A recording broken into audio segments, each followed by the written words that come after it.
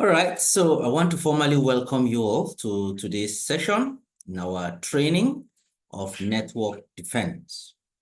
Like we said, network defense is about our ability to protect our network, our ability to defend our network, and ensure that unauthorized personnel do not have access to our resources, our data, and so on and so forth.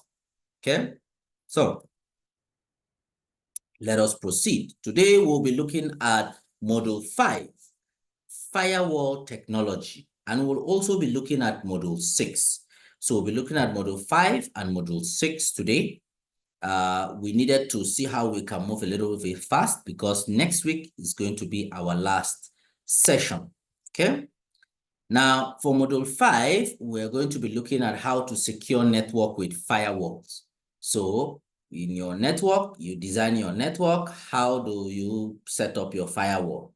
All right, how they are used. We'll look at firewall in network designs and so on and so forth. All right. Now, here we said a firewall is a system or group of systems that enforces an access control policy between networks. Remember, we have talked about access control and we have talked about access control list, how you can use access control to permit or deny traffic from one point of the network to another. So we said a firewall is a system or group of systems put together that is used to enforce this particular control. Okay, some features of the firewall could include the common properties, the benefits, and the limitations. For the properties, we said that firewalls are resistant to network attacks.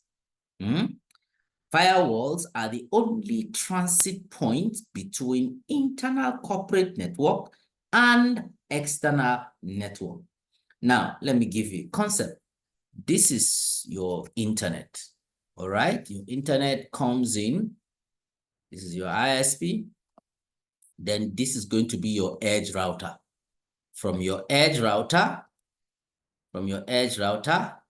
you have your firewall here. From your firewall here, then you have your local router, or yes, your local router that connects to your LAN, okay? And stuff like that. So we're saying that your LAN traffic comes in here and then to your router, and then they come to the firewall, okay? In some cases, this area is eliminated. From here, it just comes to your LAN in some cases. But this is the best practice. So what are the benefits? They prevent the exposure of sensitive hosts, resources, and applications to untrusted users. They sanitize protocol flow, which prevents the exploitation of protocol flows. They block malicious data from servers and clients, okay? They reduce security management complexity by offloading most network access control to a few firewalls in the network. What are their limitations? A misconfigured firewall can have serious consequences on the network. You make one mistake, the entire network will be misbehaving. The data from many applications cannot be passed over firewall securely. Then users might proactively search for ways around the firewall to receive blocked materials, which exposes the network to potential attacks. For instance, when you're using, what do you call it, peer-to-peer applications, things like BitTorrent and things like that. You know, and if the firewall permits it, you see there's an exposure there to attacks unless you decide to block it. So network performance can be slow because of the firewall that is there, right? So the heavier the rules, the slower the network. Unauthorized traffic can be tunneled or hidden as legitimate traffic pass through the firewall. And firewall basically runs at the layer 4, which is the transport layer. So it partially works with layer 3 because of the IP. Okay, so the common firewall types include packet filtering, stateful application gateway, and the next generation firewall. So there is a packet filtering firewall. There is a stateful firewall. There is an application gateway firewall. Then there is the next generation firewall. We're going to be looking at them and see what we can say. For the packet filtering firewalls are usually part of a router firewall, which permits or denies traffic based on layer 3 and layer 4 information. We talked about that yesterday. And particularly, packet firewall is talking about access list control. And layer 3 talks about standard access list control. Layer 4 talks about extended access list control. So that is the packet firewall. They are stateless. Yeah. The next one is stateful. These ones, they are stateless firewall that use a simple policy table to look up that filter based on specific criteria. Okay. The second type of firewall is the stateful firewall. The stateful firewalls are the most versatile and the most common firewall technologies in use. Stateful firewalls provide stateful packet filtering by using connection information maintained in the state table. Stateful filtering is a firewall architecture that is classified at the network layer, which is layer 3. It also analyzes traffic at layer 4 and layer 5. Now, let me explain the stateful firewall. If this PC here, PC1, once this is your firewall, or your router, and then this is your ISP. Okay, this is your ISP connected to the internet. This PC here connects to this. If this guy wants to go out to the internet, the traffic will go to the internet and then the traffic will come back. Now, there are instances that traffic is generated from a PC outside the network, that is around the internet. The traffic comes from the internet and comes directly here. The area of concern is who is the generator of the information. If the firewall here sees that the person that is generating the information here is the guy that sends the traffic will be permitted to come back. We call that kind of setup established connections. Okay? Established connection.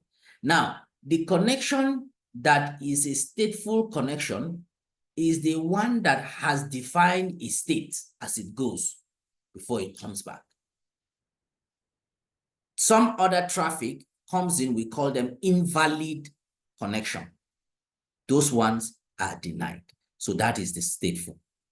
Then the third type of firewall is the application gateway firewall.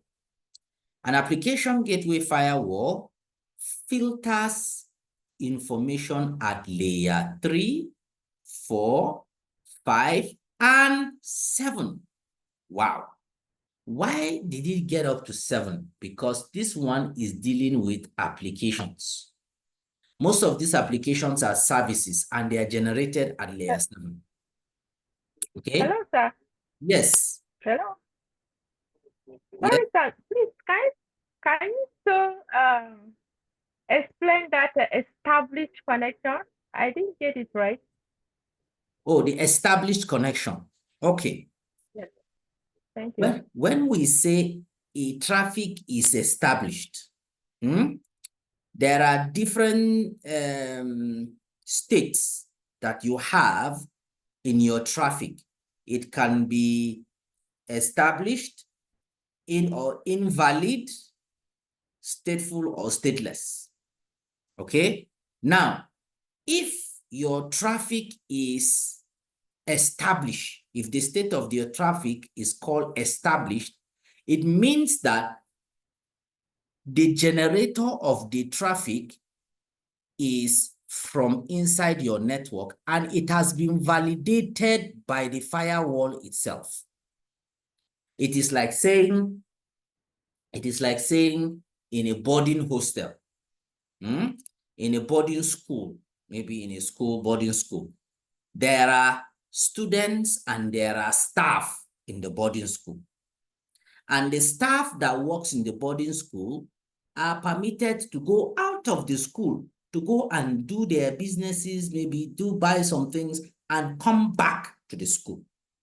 So which means those particular staff, the moment they are leaving the school, they are leaving the school premises, that whole boarding school, they are leaving that school premises, they are going outside the gate. The security man checks them and say, no, this one is a staff. Oga, where are you going to? Oh, I want to just go and buy something and come back. He said, no problem. And then he goes away. Once he is coming back, he doesn't need to be checked. He doesn't need to be saying, show your ID card. Who are you? Where are you from? Who do you want to come and see? All those checks do not need to. He's already an established traffic. He has gone out. He's just returning. Good, that's the word. He's a returning traffic.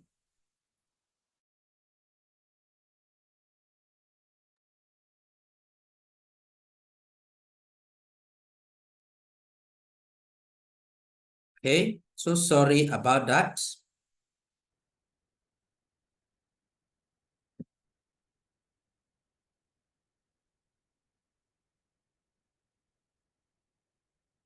Sorry, but can you hear me?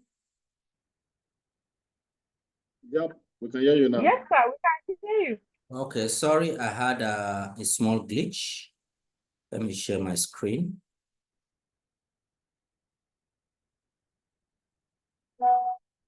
All right. All right, so I'm trying to explain the established connection. So if that particular staff decides to go out to buy something or go out of the boarding school, the camp, goes and gets something, he's only a returning traffic. But if there is a particular person, a visitor that decides to leave his house and wants to come and see somebody in that boarding school, especially in the night or in the evening, he will be stopped at the gate. Who are you? What do you want? Where is your ID card? The person that you want to see, is he aware that you are coming?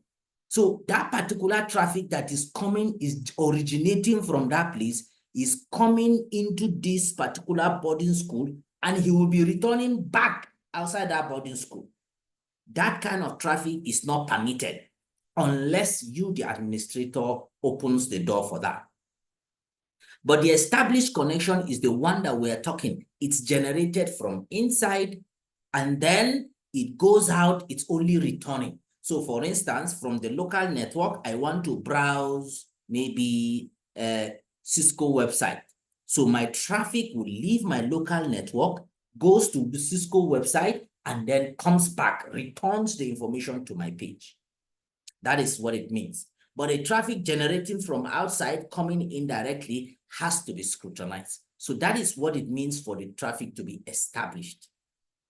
All right. So there's what they call established, related, new connection. All those ones are connection states. We call them the state of the connection. All right. So that's what we're talking about. So the third type of firewall is the application gateway. Now, this one got its name from layer 7. From layer 7. Layer 7 is the application layer of the OSI model. And what happens at the application layer? That is where your services are generated. All right. Maybe your DNS is here. Your DHCP is here. Your email is here. Your web server is here. Your mobile app is there. All your applications, they work at the application layer. Now, the most of the firewall control and filtering is done in software. When a client needs to access a remote server, it connects to a proxy server. The proxy server connects to the remote server on behalf of the client. Therefore, the server only sees the connection from the proxy server. So in this particular case, the application gateway is saying that it uses what we call a proxy firewall. What is a proxy?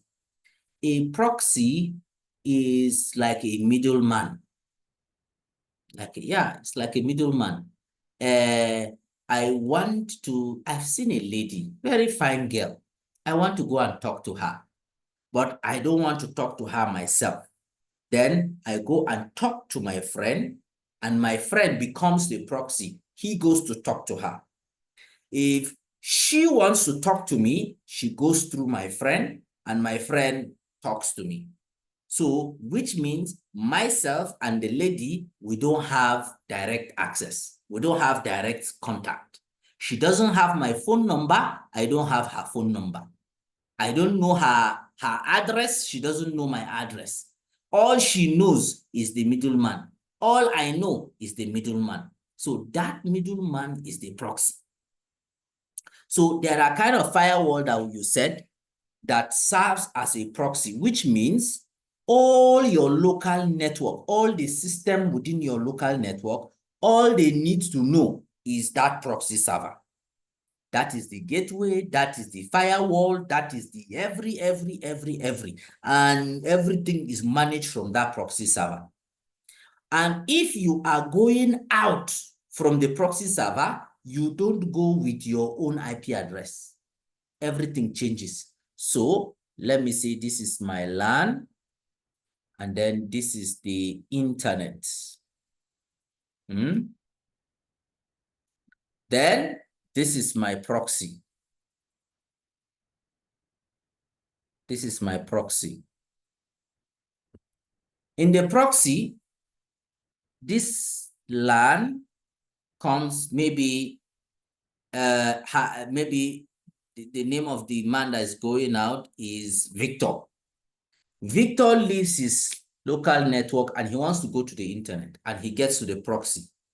The proxy now says, okay, Victor, for your traffic to go to internet, we need to change your name. So your name is going to be Uche. So he will go out as Uche. So on the internet, people will see him as Uche. Anybody that has anything about him, it will be reflected to the proxy. So in the internet, they will see Uche. Where is his address? The address of the proxy. Who is his father? His father is in the proxy. Everything about him is located here. That is why it's called a proxy server or a proxy firewall. That is a type of firewall. All right. Then there is another firewall, which is the latest that people are using now. It's called the next generation firewall, NGFW. What happens is that it goes beyond the stateful firewall by providing what we call integrated intrusion prevention, application awareness and control to see blockly risky apps, upgrade paths to include future information feeds, techniques to address evolving security threats. That is the concept about the next generation. It has some additional features, which means that it does what the stateful does. It does what the proxy does. It does what every other one does. But in addition, it does what they call intrusion detection. It has what they call the AI mechanism to detect. It will study your traffic and predict what kind of traffic it is. That is that kind of firewall. So other methods of implementing firewall could be host-based firewall, or maybe I really don't know what's going on with my network today. I don't know what, okay, let me see. If it happens again, I may have to change the network to something else. So sorry about it. Didn't know what was going on with the network. Coming.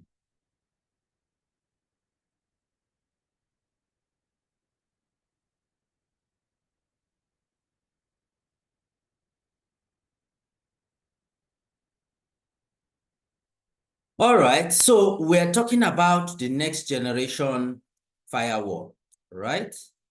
So basically, it has some added features. It does application awareness and control. It does intrusion detection and prevention, and things like that. Okay. Advantages and disadvantages of packet filtering firewall include packet filters implement simple permit and deny rules. You know, when we talk about the packet filtering firewalls, we are basically talking about access control lists. Is that not so? So packet filters have a low impact on network performance. Packet filters are easy to implement and are supported by most routers. Packet filters provide an initial degree of security at the network layer. Packet filters perform almost all the tasks of the high-end firewall at a much lower cost. Okay. The disadvantage is that packet filters are susceptible to IP spoofing. Threat actors can send arbitrary packets that meet the access list criteria and pass through that particular filter. Okay, somebody has sent me a message. Okay, it says, why is application on firewall skipping layer 6? Okay. All right, so let me go back. I think this is where the question he's asking.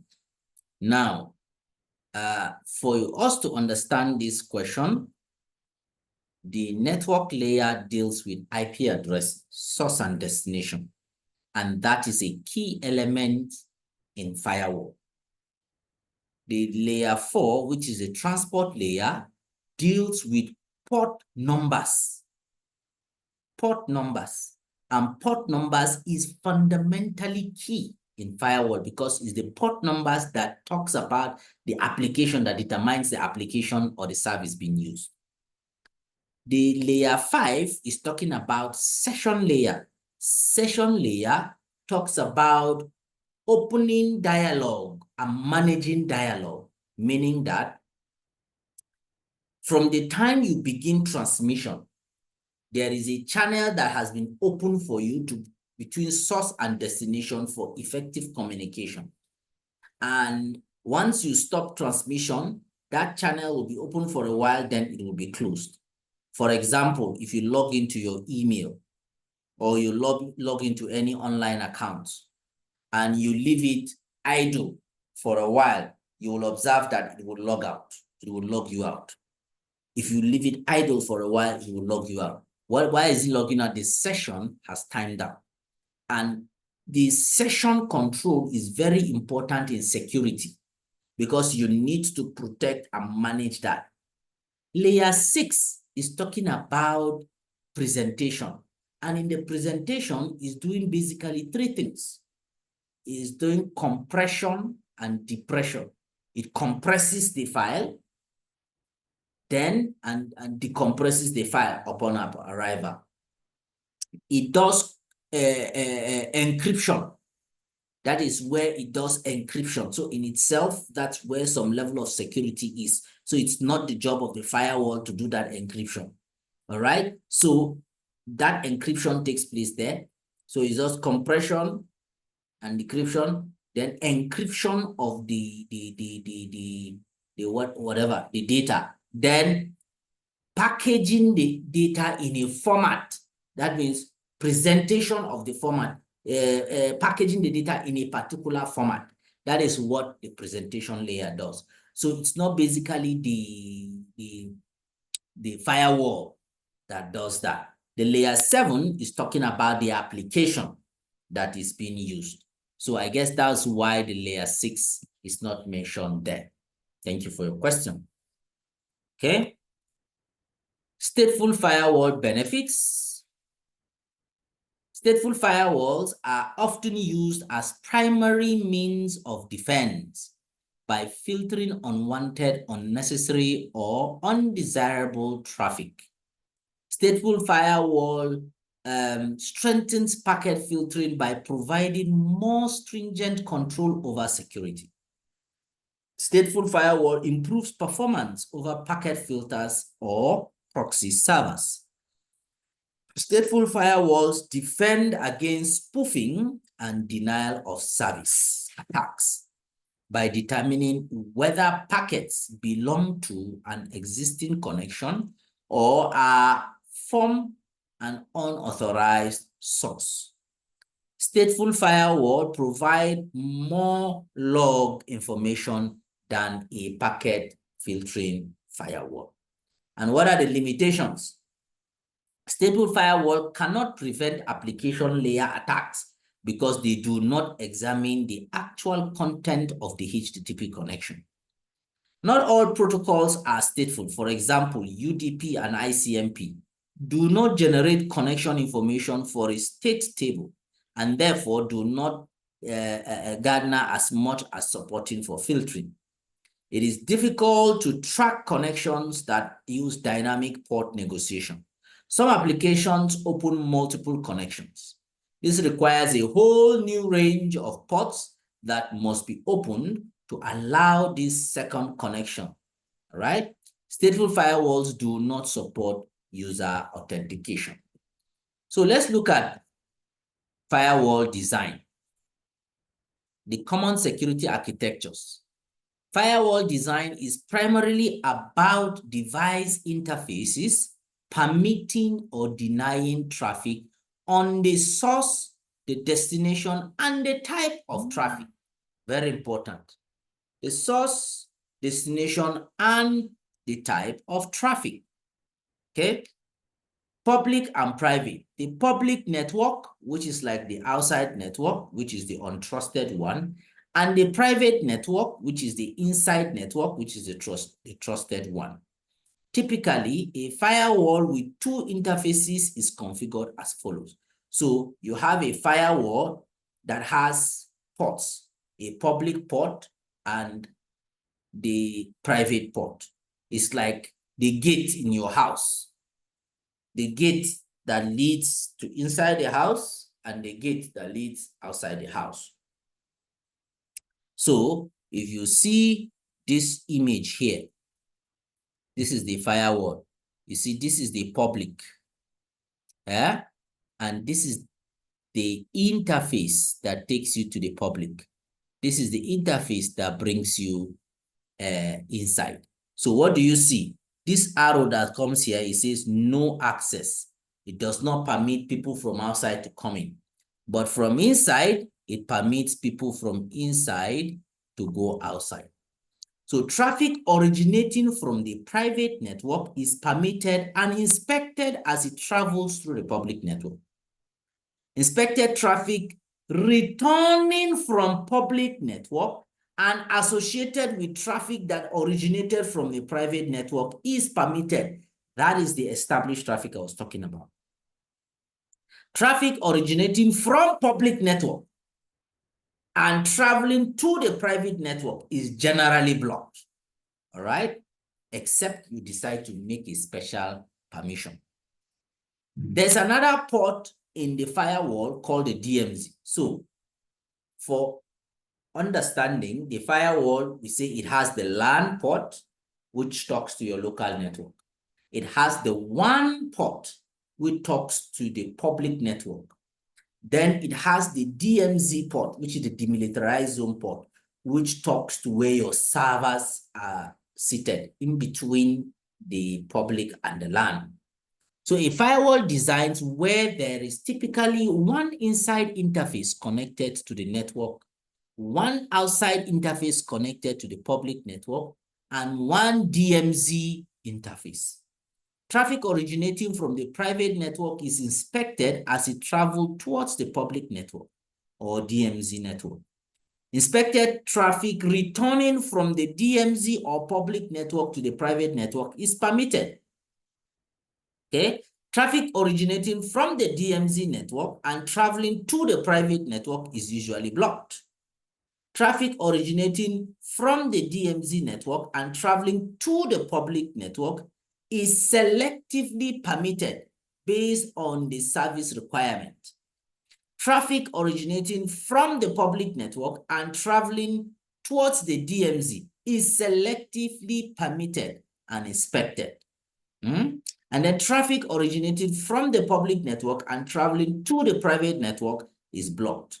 Look at it here. This is the public network. When traffic is coming to the private network, the firewall blocks it.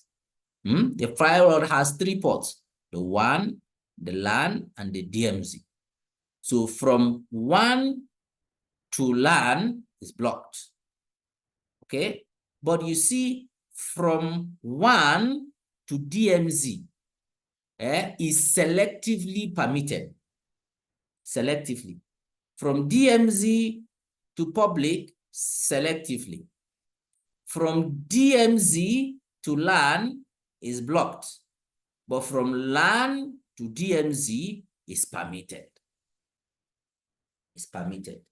That is how the architecture, that's how you are supposed to do with your, so if you have a firewall in your network, this is how you're supposed to use it to manage your traffic. All right. Common security architectures continuous talked about what we call the zone-based firewalls. Zone-based firewalls. Zone-based firewalls use zones to provide additional flexibility. What is this zone? Zone is just a method of grouping. You're grouping all the boys one side, all the girls one side. Or you're grouping all the married people in one side, all the single people in one side. That's just it, the zones. So you are grouping your traffic, your connections and your traffic, you're grouping them. Then when you group them, you now apply certain policies. Any policy you apply to this particular group applies to everybody that belongs to that group. So you can decide to call a particular group DMZ. So this is a zone, the DMZ zone. So any policy you apply to the DMZ zone applies to every system that is sitting under that zone. You can have another zone like the public. We call it the WAN zone. So any system that belongs to that, the policy is applied to the person. So instead of applying policies per device, you are using it based on zone. You can decide to have a zone called the private LAN. Maybe private LAN 1, maybe private LAN 2. You can decide to have that. So security policies for LAN 1 and LAN 2 are similar and can be grouped into a zone for the firewall. By default, the traffic between interfaces is the same. It's the same zone. It's not subject to the policy and class freely. All zone-to-zone traffic is blocked. Configure is policy allowing or inspecting traffic to permit between zones. The only exception to this default denying any policy is the router's self-zone. So that is the concept of the zones. Now, we have what we call the layered defense. When you say layered defense, you're talking about defense upon defense upon defense upon defense.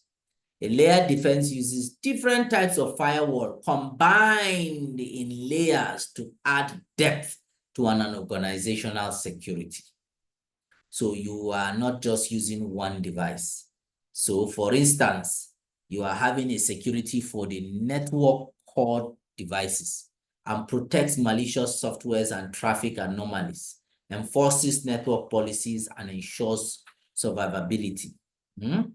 Then you have another one, perimeter security, that secures boundaries between zones. Then you have communication security, provides information assurance. Then you have endpoint security, provides identity, and device security policy compliance. So policies can be enforced between layers and inside layers. These policy enforcement points determine whether traffic is forwarded or discarded. So if the policy allows the traffic goes to the screened firewall or Western host system that applies more rules to the traffic and discards suspect packets. A layered defense approach is optional to ensure a secure internal network. A network administrator considers many factors when building a complete in-depth defense, okay? Firewall typically do not stop intrusion from hosts within a network or zone. Firewalls do not protect against rogue access point installations. Firewalls do not replace backup and disaster recovery mechanisms resulting from attack or hardware failures. They don't. Firewalls do not substitute for informed administrators and users. So they're trying to tell you that firewall has its own function, but you still need some other things to keep secure. So this partial list of best practice can serve as a starting point for a firewall policy. Okay, position firewalls at security boundaries. Security boundaries. That means like your edge routers, okay? Deny all traffic by default and permit only services that are needed. The fewer, the better, okay? The fewer, the better. Ensure controlled physical access to the firewall. It's not everybody that should have access to your server room. No. Regularly monitor your firewall logs. Practice change management for firewall configuration changes. Okay? Remember that firewall primarily protects from technical attacks originating from the outside network. So firewall will not do everything for you, but it will help you a lot. Okay? Module 6 is talking about zone-based policy firewall, right? So we'll be looking at overview of the zone-based, then zone-based firewall operation, policy firewall, and how to configure it. There are two configuration models for Cisco IOS firewall. There's the classic firewall. There is the zone-based policy firewall. The classic firewall is the traditional configuration model in which firewall policies is applied on the interface, like the access list that we've talked about, okay? But the zone-based policy firewalls, the configuration model in which interfaces are assigned to security zones. The firewall policy is applied to traffic moving between these zones. The primary motivation for network security professionals to mitigate to the zone policy firewall models are structure and ease of use. The structured approach is useful for documentation and communication. The ease of use makes the network security implementation more accessible to a larger community of security professionals. If an additional interface is added to the private zone, the host connected to the new interface in the private zone can pass through all the hosts in the existing interface. So, like what we said, from the firewall, some firewall have multiple ports. Some of them have 3, some 4, some 5, 8, 12, 16, 24. different firewall based on their capacity. So you can bridge those ports together, or you can make each port to be independent on its own. Okay. This image here is just a simple 3-zone network: the public zone, the DMZ zone, and the private zone. But you can have way more than that, right? There are several benefits to a zone-based zone policy firewall. It is not dependent on an access list. The router security posture is to block, okay, is to block unless explicitly allowed. Policies are easy to read and troubleshoot with Cisco Common Classification Policy Language. All right, that is the C3PL. So the C3PL is a structured method to create traffic policies based on events, conditions, and actions. This provides scalability because one policy affects any given traffic, instead of needing multiple access lists and inspection actions for different types of traffic. Virtual and physical interfaces can be grouped into a particular zone. Policies are applied to unidirectional traffic between the zones. Okay, you can decide to have VLANs and group those VLANs into zones. You could say student VLAN, or you could decide to say guest zone, or staff zone, or you can pick a particular, you can zone them in different ways. Okay, but just know that the reason for creating zones is so that you can apply policies. Okay, you can apply policies. So how do you then design your zone or your policy zones? There are different steps. Step 1, the administrator focuses on the separation of the network into zones. Zones establish the security borders of a network.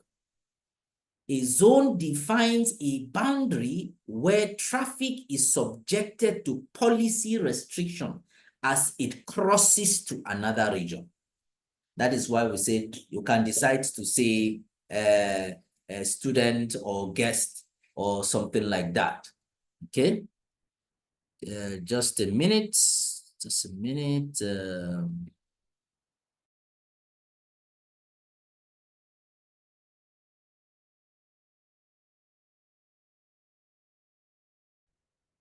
All right. Thank you for your patience. So, like we said, you are creating your zones, and to create your zones, you have to group them. And why are you grouping them? Any traffic that is leaving a particular zone has to have security check. So it's like you say you go to a big city, let's say Abuja. And in Abuja, you decide to zone Abuja based on, let's say, estates. There are different estates. One estate may have 500 houses. Another estate may have 1,000 houses. Another estate may have 200 houses and things like that. So if within that estate, people can move freely and do everything. But if somebody is leaving their estate to go to another estate, if you want to go to another estate, you must go through certain security points, whether you are permitted to enter that estate or not. So that is what you need to put at the back of your mind when you are creating your zones. Okay? When you are creating your zones, do that traffic need to be subjected to policy restrictions or not? Number 2, after setting it up, establish policies between the zones. For each pair of source to destination zones, define the session that clients in the zones can request from servers in destination zones. These sessions are most often TCP and UDP sessions, but may also be ICMP sessions, such as ICMP echo. Okay. For traffic that is not based on the concept of sessions, the administrator must define unidirectional traffic flows from source to destination and vice versa. Okay? And vice versa. Step 3, design the physical infrastructure. After the zones have been identified and the traffic requirements between them documented, the administrator must define the physical infrastructure. He must consider security and availability requirements when designing the physical infrastructure. This includes detecting the number of devices between most secured and the least secure zones and determining redundant devices. Okay? Identify subsets within these zones and merge traffic requirements. So for each firewall device in the design, the administrator must identify zones, subsets that are connected to its interface and merge the traffic requirement for those zones. For example, multiple zones might be indirectly attached to a single interface of a firewall. This would result in a device-specific interzone policy. And that's why if you have multiple zones, the kind of infrastructure you should get is maybe a firewall with multiple ports. Okay? You should have a firewall with multiple ports. Okay? So although an important consideration, implementing zone subset is beyond the scope of this curriculum. So let's look at some examples here. This is firewall with public servers, 1. Firewall with public servers, 2. As you see here, this is the firewall. This is the internet. Then this is the inside network where you have your users, and this is your DMZ. Now, look at in this kind of setup. There are 2 firewalls here. You see, in the first scenario, there's 1 firewall with three setup. Here, there are 2 firewalls. First of all, the traffic comes from the outside network, which is the internet. And then from there, you have a perimeter, or where you have your DMZ here. Are we together? Then from here also, you have another firewall before your LAN. So there is no rule that says you must have only 1 firewall. No, you can have multiple, because of the policies that you wish to define in each of the zones. And you see here, this is LAN to internet. The other one we looked at is to servers. Now, to the internet, in this particular segment, this is your local network. The traffic meets the firewall, and then from the firewall, it goes straight to the internet. Simple and straight. But in this other setup, you have basically 2 firewalls, 1 and 2. But these 2 firewalls have redundancy, like backup, all right? So making it 3 and 4. So, which means if one goes down, the other one takes over. This is like a complex design where you have your firewall to the internet. Then from there, you have your DMZ here. Then you have another firewall. From this firewall, you have your VPN offices, VPN users, your inside local network where your administrator sits, you have e-commerce, you have different, but that is where your distribution takes place. So it is still like 2. So if you observe, you can have a single firewall or 2, depending on how complex you want your network to be. So let's look at zone operations. Policies identify actions that the zone will perform on network traffic. These possible actions can be configured to process traffic by control, source destination zones, and other criteria. Inspect. This performs Cisco IOS stateful packet inspection. Drop. This analogous to a deny statement in the access list, and then you have the pass. This means to permit. So these are the actions, either inspect, drop, or pass. Or you can say inspect, deny, or permit. Okay? The rules depend on whether or not the ingress and egress interfaces are members of the same zone. If neither interface is a zone member, then the resulting action is to pass the traffic. If both interfaces are members of the zone, then the resulting action is to pass the traffic. If one interface is a zone member, but the other is not, then the resulting action is to drop the traffic, regardless of whether a zone pairs exist or not. If both interfaces belong to the same zone pair and a policy exists, then the resulting action is to inspect, or maybe to allow, or even to drop as defined by the policy that you have made. So these are some kind of rules that you can think about when you are building your own. There is the source interface, member zones. Destination interface, member zones. Zone pair exists, policy exists, and their result. Let's look at it. If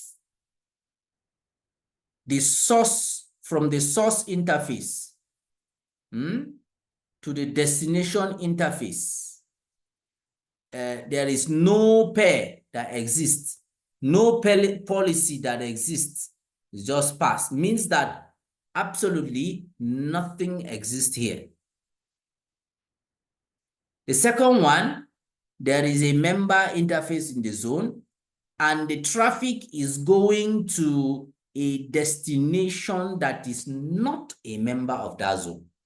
That means traffic from one zone is going to another zone, and there is no zone pair in that configuration, meaning that there is no policy that defines your bilateral agreement between the zones. The packet will be dropped. The next one, if the traffic is coming from this one and that one, they are the same.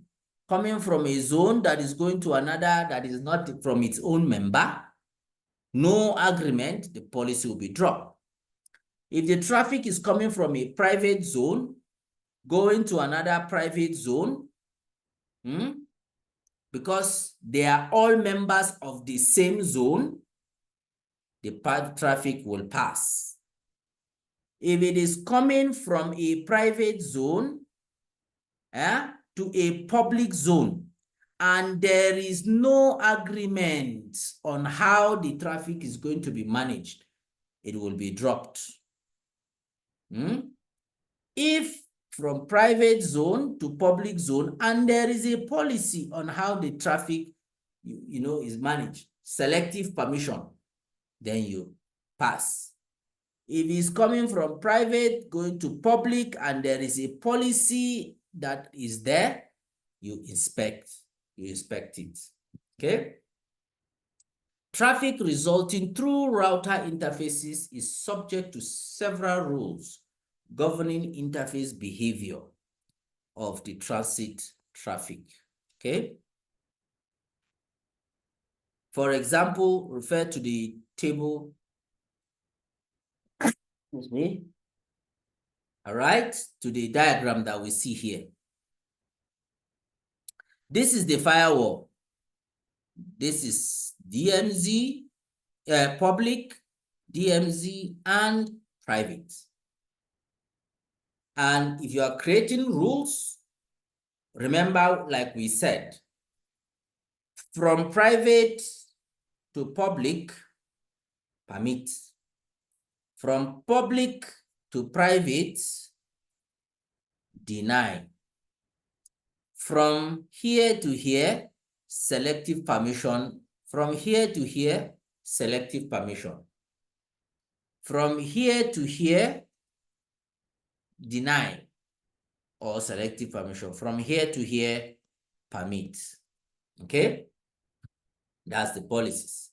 So the self zone is the router itself and includes all the IP addresses assigned to the router interfaces.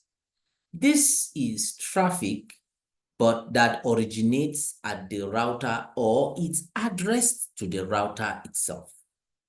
Specifically, the traffic is either for device management, for example, SSH or traffic forwarding controls such as routing protocols traffic. The rules of the zone policy firewall are different from that of the self zone. The rules depend on whether the router is the source or destination of the traffic, as we are going to see very soon. Okay, if the router is the source or the destination, then all the traffic will be permitted. The only exception is if the source and destination are a zone pair with a specific service policy. In that case, the policy is applied to all the traffic. So that's what we're saying. If member zone, which is the self zone, the router itself, is going to a member zone, even if there is no pair or policy, the traffic is passed. Why? Because this is the router itself. If the router itself is going to a member zone, there is a zone pair or policy does not exist, it's still passed. Why? Because it's a self zone. The self zone and it has the going to another zone, member policy exists, inspect. Then when you have the inverse, like we have talked about earlier on, is the same result. So you see pass, pass, inspect. The inverse is pass, pass, inspect. All right. This is the last segment. How do you configure zone-based firewalls? One, create the zones. We'll look at each one of these. Then you identify the traffic with a class map. Then you define an action with a policy map. You identify a zone pair and match it to the policy map. Then assign zones to the appropriate interface. So let's look at them. How do you configure a zone? The topology shows in the figure will be used throughout the remainder of this topic to demonstrate the zone policy firewall configuration. The sequence of steps is not required. However, some configuration must be completed in order. For instance, you must configure a class map before you can assign a class map to a policy map. Similarly, you cannot assign a policy map to a zone pair until you have configured the policy map. If you try to configure a section that relies on another portion of the configuration that you have not yet configured, the router responds with an error message. The point we're saying here, you cannot start building a house if you have not designed it on paper. Design it on paper first. Know what you want. Design your policy map and your class map. Divide all of them, because that is how you're going to know where your traffic is going to go, how they are going to be returned, and things like that. For instance, from your local area network, you are permitting web traffic to the internet. All right. And then the same traffic that goes to the internet, you permit them to return back because they are established connection. That's a fact. After that, any other traffic coming from the internet, you deny. Okay, that is for security reasons. So on the router, how do you do that? First of all, you go to the global configuration mode. What interface should be included in zones? What will be the name of each zone? What traffic is necessary between the zones? And what direction? So in the example, we have two interfaces, two zones, and traffic flowing in one direction. That is this image here we have. All right, this one we have. So we are doing the configuration inside this router now to determine this analogy we have just shown. Okay, so you say two zones and traffic flowing in one direction. And what direction is it? From the LAN to the WAN, that's to the public.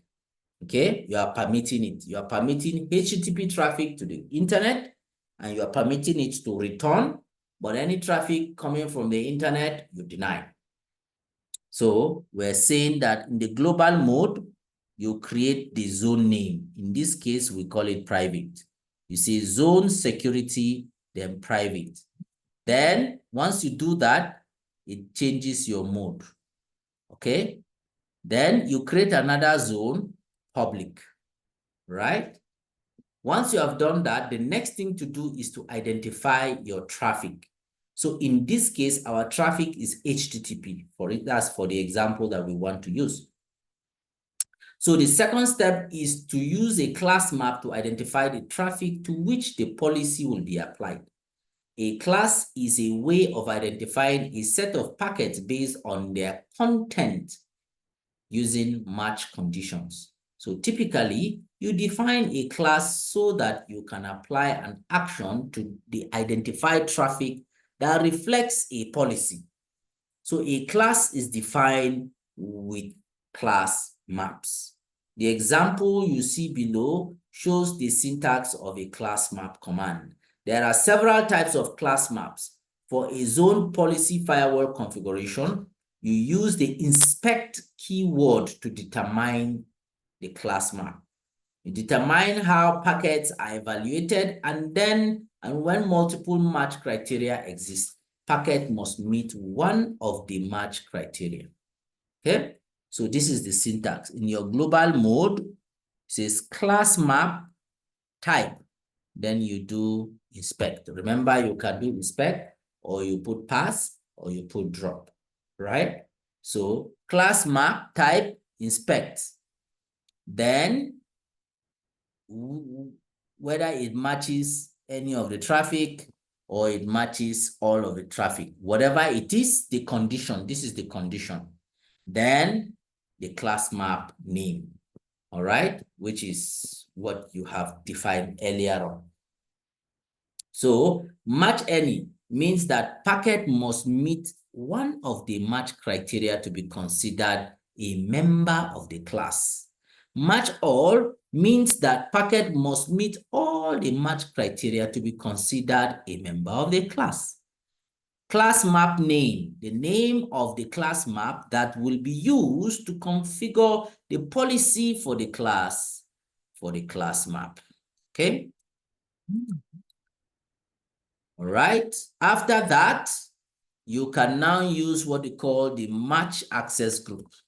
That is where your access list comes in again. All right.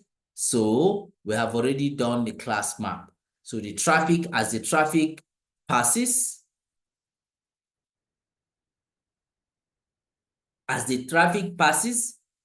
they belong to a class map. For instance, if a traffic, remember we talked about established connection. So you are saying any traffic that originates from inside, if it's going out, then it can be categorized under the class map of established connection, so that when it's coming back, there will be no problem. It will be allowed to pass. okay? Or you could say any traffic that is going to web, the internet browse, you classify it under HTTP. You can create a particular class map for that, okay? So still identifying the traffic, okay? If the class map type inspect and it matches any of those conditions that you have set, then you can put it into the name HTTP traffic or whatever name that you've decided to do. If you have done that, then you can tell the router to match this to protocol HTTP or HTTPS or DNS. So any traffic that meets this criteria is going to be matched using any of this. So at the end of the day, the policy that you are going to make for HTTP traffic is going to be traffic that are related to HTTP, HTTPS, and DNS. That is the idea of tagging your traffic and identifying your traffic and tagging them, okay? So if you tag them, then that is that. After you have tagged them or identified it, then you define an action. And remember, we said your action could be inspect, drop, or pass. If you use inspect, it means that an action that offers a state-based traffic control. The router maintains session information for TCP and UDP and permits return traffic. Permits the return traffic. Drop means discard it. Pass means a stateless action that allows the router to forward the traffic from one zone to another, okay? So this is like an example. The class that we have grouped for the HTTP traffic, okay, that was considered in previous step is associated with a new policy map named private to public policy, meaning that you are trying to say this traffic that we have identified earlier on, HTTP, HTTPS, and DNS, for instance, you are trying to tag them under private to public policy, okay? And that is what we have here. So the third inspect command on the router is to inspect the HTTP traffic. That is it. So step 4, identify a zone pair match to a policy. So the fourth step is to identify a zone pair and associate that zone pair to a policy map. The example below shows the command syntax. Create a zone pair with a zone pair security command. Then use the service policy type inspect command to attach a policy map and its associated action to the zone pair. And this is the example that we have there. You have your zone pair, then security, then the name, the zone pair name that you have used. Then you will talk about your source address and then the destination address. So the source, not source IP address, the source zone. That means you are trying to set up to ensure that traffic moves from one zone to the other zone, okay?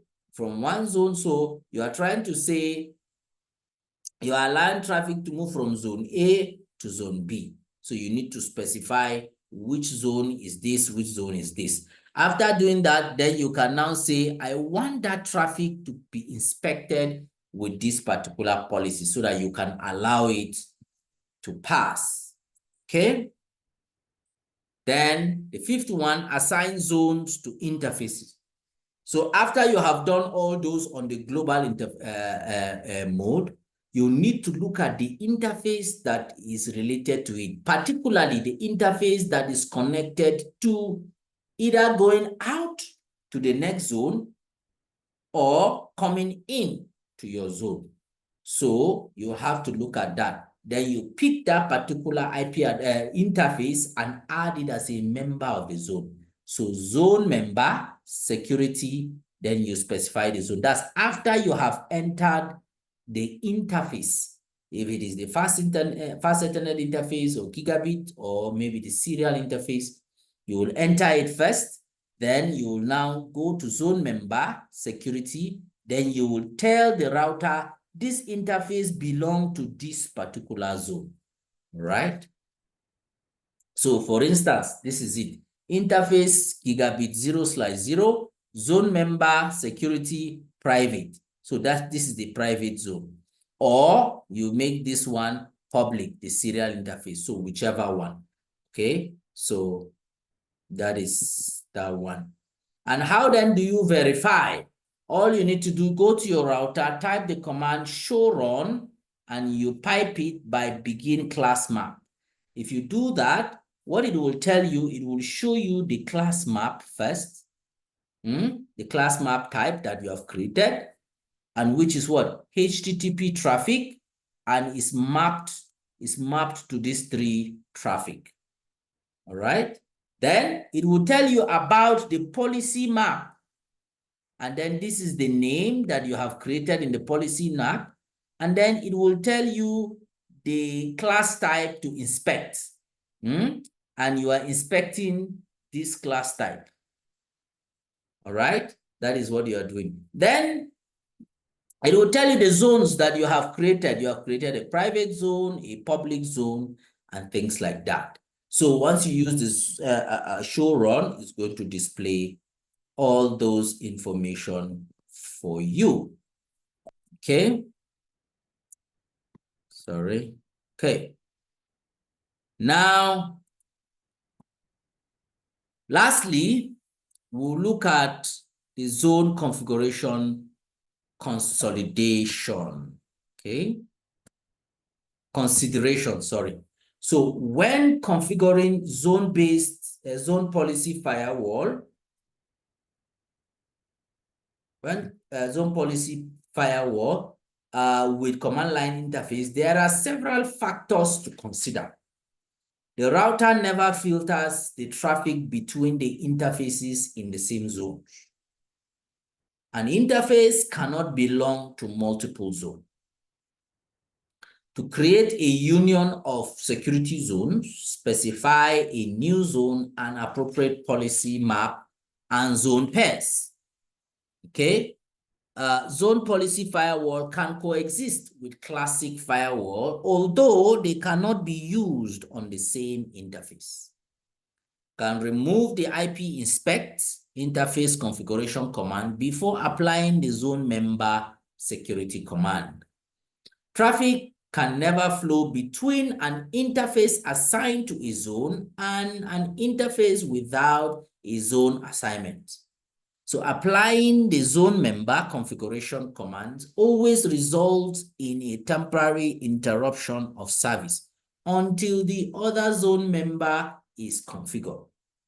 So the default interzone policy is to drop all traffic unless otherwise specifically allowed by the service policy configured for the zone pair.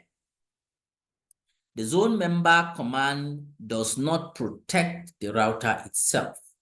Traffic to and fro the router is not affected unless the zone pair are configured using a predefined self zone. So that is the end of chapter 6. So what we looked at in chapter 5 and 6 is the concept of a firewall. I know that the topic is a bit hazy. It's a bit technical. It's a bit too deep for some of us. All right. But I know that you will still pick it up. One day it will become very, very important. But for those of you who are very familiar with routers, you will know that this is a piece of cake. So generally, I just want you, if you have not gotten anything, is to understand these 3 cardinal points. One, that your firewall is a very important security device that you need to put in your network, either at the edge, or you can even put multiple. All right. So number two, that your firewall has interfaces and they can be configured based on zones. It has the LAN interface, it has the WAN interface, it has the DMZ interface. And all these interfaces, you can configure them to determine the behavior of the traffic as it moves from one zone to the other. And the last part is that you can have multiple zones, as many as possible. But the zones that you are creating are just logical grouping of computers that have a similar characteristics and properties, so that you will prepare the security policies on how the traffic moves across the zones. So that's like the summary of what we have looked at. I don't know if there's any question, then we look at the question. If there's no question, then we call it a day. Okay? If there's a question, let's look at it. But if there's no question, this is where we call it a day. Our next class is going to be on Monday by 8 p.m. Okay, Monday by 8 p.m. So, any question?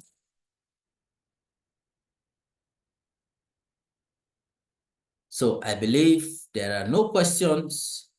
I'll be uploading the recording. Feel free to join. Before I forget, I am currently taking the introduction to networking, that is networking basic, and I'm uploading it on the same YouTube channel that we're uploading this. Feel free to visit it and check for those of you that have limited understanding on general networks.